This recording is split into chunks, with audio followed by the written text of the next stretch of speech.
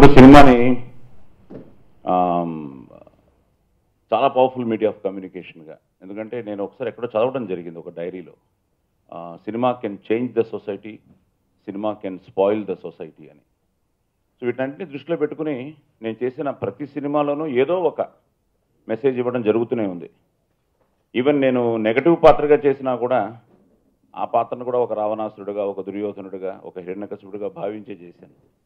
Even ఒక villain character ఒక పొజిషన్లో నేను మాట్లాడుతున్నప్పుడు చస్తే వీడి చేతిలో చావాలి, చంపితే వీడిని చంపాలి అనే విలన్ క్యారెక్టర్లో కూడా హీరోయిజాన్ని చూపించడానికే నేను ట్రై చేశాను.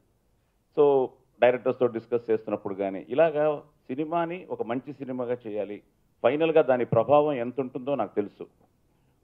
ముఖ్యంగా ఒక ఇమేజ్ వచ్చిన తర్వాత పీపుల్ బిలీవర్స్.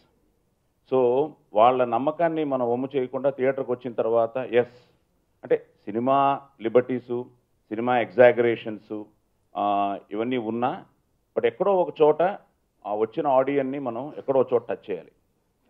సో ఇలా నేను చేసే ప్రయత్నాల్లో ఒక చాలా మంచి ప్రయత్నం, మంచి సినిమా మా పట్నాయక్ది మనలో ఒకడు. నాకు పట్నాయక్ చాలా నుంచి మిత్రుడు, తెలియకుండా నాకు ఎన్నో కనెక్షన్స్ ఉన్నాయి. ఆ పట్నాయక్ పేరుతోనే కనెక్షన్ ఉంది, ఎందుకంటే నాకు ఆంధ్రాతో పాటు ఒరిస్సా కనెక్షన్ కూడా ఉంది. నాకు బరంపురంలో మా ఆవిడ పుట్టడం, నా ఒడుగు బరంపురంలో జరగడం, నా చెల్లిని బరంపురానికి ఇవ్వడం, సో ఇలాగ ఒరిస్సాతో చాలా కనెక్షన్స్ ఉన్నాయి. అట్ ద సేమ్ టైం నాన్నగారి జీవితం కూడా చిట్ ఫండ్ కంపెనీ బరంపురంలోనే స్టార్ట్ చేసి ఆ తర్వాత సినిమాకి రావడానికి దోహదం అయింది. అలాగే ది గ్రేట్ శ్రీశ్రీ గారు బరంపూర్. సో ఈ కనెక్షన్స్తో పట్నాయక్ అన్న పేరుతో పాటు Patnaik is like a family member to us. So తను చేసే అన్ని ప్రయత్నాలు చూస్తున్నాను, ఎంతో ఎంతో ప్యాషన్ ఉన్న ఒక టెక్నీషియన్.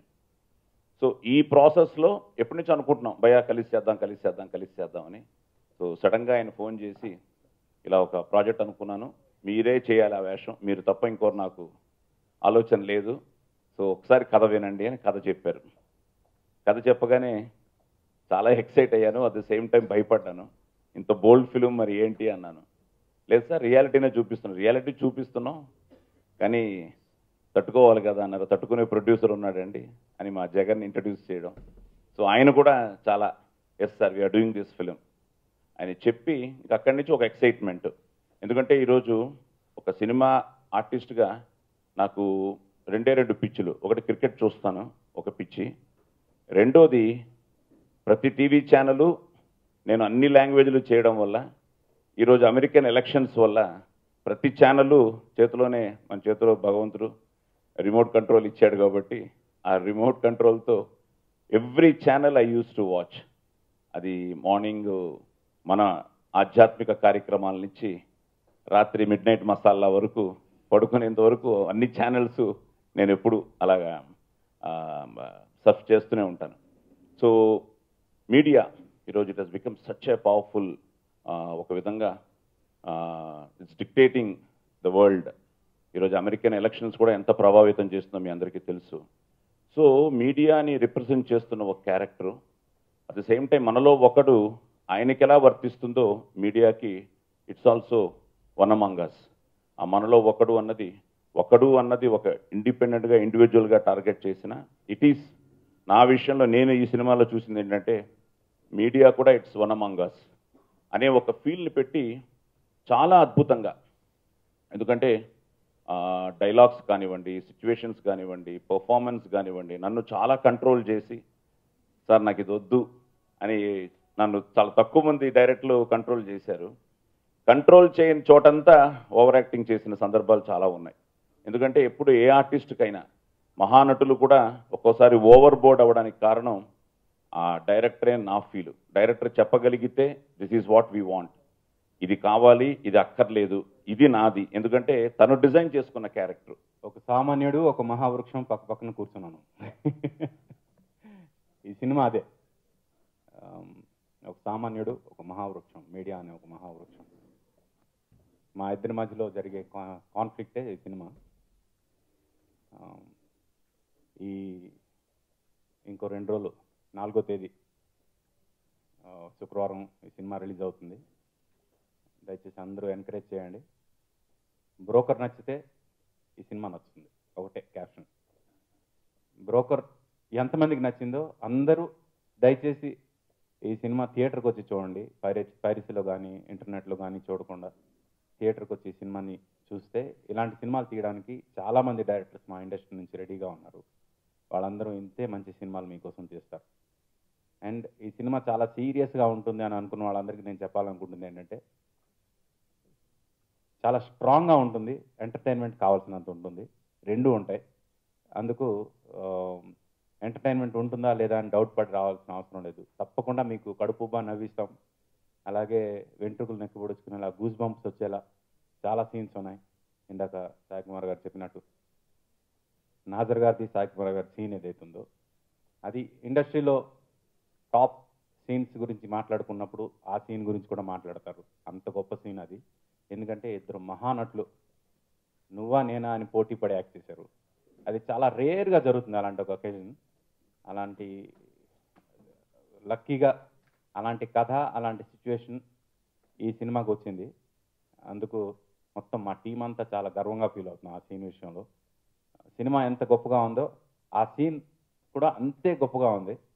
ఎస్పెషలీ ఇంత గొప్ప డైలాగ్స్ రాసిన మా రైటర్ తిరుమలనాథ్కి, అలాగే మా కెమెరామెన్ సిద్ధార్థ్కి థ్యాంక్స్ చెప్పాలి ఈ విషయంలో. ఎందుకంటే సినిమాని కథ ఎప్పుడు అనుకున్నప్పుడు ఒక రేంజ్లో ఉంటుంది, వాళ్ళిద్దరూ కలిసి ఆ సినిమాని ఇంకొక రేంజ్కి తీసుకెళ్లారు. అలాగే ఎడిటర్ ఉద్ధవ్ కానీ మిగతా టెక్నీషియన్స్ అందరూ కూడా ఈ సినిమాకి వాళ్ళ 100% ఇచ్చారు. అందుకే ఈరోజు ఈ సినిమాకి ఒక మంచి ఇది ఉంది. అంటే జనంలో డెఫినెట్గా ఈ సినిమా చూడాలి, ఏదో ఉంది, ఏదో కొత్తగా చెప్తున్నారు, చాలా ఆవేశంతో చెప్తున్నారు అనే ఒక థాట్ ప్రాసెస్ జనంలో ఉంది. ఒకటి మా వైపు నుంచి ప్రామిస్ చేస్తున్నాం, సినిమా చూసిన తర్వాత మీరు డిసప్పాయింట్ అవ్వరు. సరదాగా కొంతమంది బయట వాళ్ళని పిలిచి ఒకే ఒక ప్రివ్యూ వేసాం మేము. And we had a standing ovation. బయట వాళ్ళు ఎవ్వరు అంటే సినిమా ఇండస్ట్రీతో సంబంధం లేని వాళ్ళు అందరూ కలిసి నిల్చుని చప్పట్లు కొట్టారు ఈ సినిమాకి. అండ్ అంతకు మించి ఇంకేమీ లేదు. సినిమా థియేటర్లో కూడా అదే రెస్పాన్స్ వస్తుందని నమ్ముతున్నాం. Let's hope for the best. Thank you.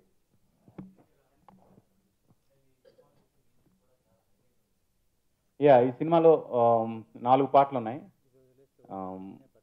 Jesudas గారు ఒక పాట పాడారు, కలికాలి కాలం అని.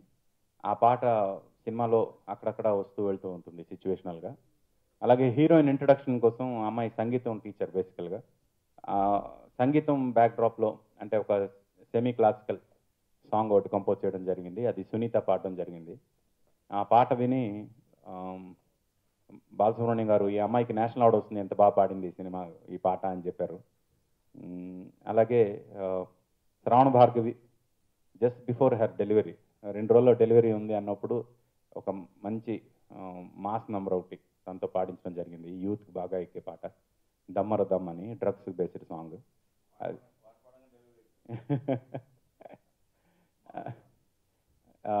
డ్రగ్స్ బేస్డ్ సాంగ్, అది దమ్మర దమ్ అని. అది కూడా చాలా బాగా వచ్చింది. తర్వాత త్యాగరాయ కృతి ఒకటి సంగీతం నేర్చుకునే ప్రాసెస్లో రామ కోదండ రామ అనే ఒక పాట, అది కూడా చాలా బాగా వచ్చింది. అండ్ సాంగ్స్ ఆల్రెడీ మేము 1 million క్లిక్స్ డిస్క్ ఫంక్షన్ చేసాం జెన్యున్గా. ఇప్పుడు సినిమా రిలీజ్ అయిన తర్వాత సినిమా మీ అందరి బ్లెస్సింగ్స్తో చాలా పెద్ద హిట్ అయిన తర్వాత మళ్ళీ మీ అందరికీ థ్యాంక్స్ చెప్పడానికి వస్తాం. దానికి ముఖ్య అతిథిగా మోహన్ గౌడ్ గారు మరియు అందరూ కూడా టీం అంతా కూడా అటెండ్ అయ్యారు. మరొక ముఖ్య విషయం ఏంటంటే ఈవేళ చలనచిత్ర సీమ బ్రతికేది 90% చిన్న సినిమాల మీదే. ఎందుకంటే కొత్త టెక్నీషియన్ రావాలన్నా, కొత్త ఆర్టిస్టులు రావాలన్నా, ఎవరైనా ఈ ప్లాట్ఫామ్ నుంచే చిన్న సినిమా నుంచే బయటకు వచ్చి రేపు పొద్దున పెద్ద డైరెక్టర్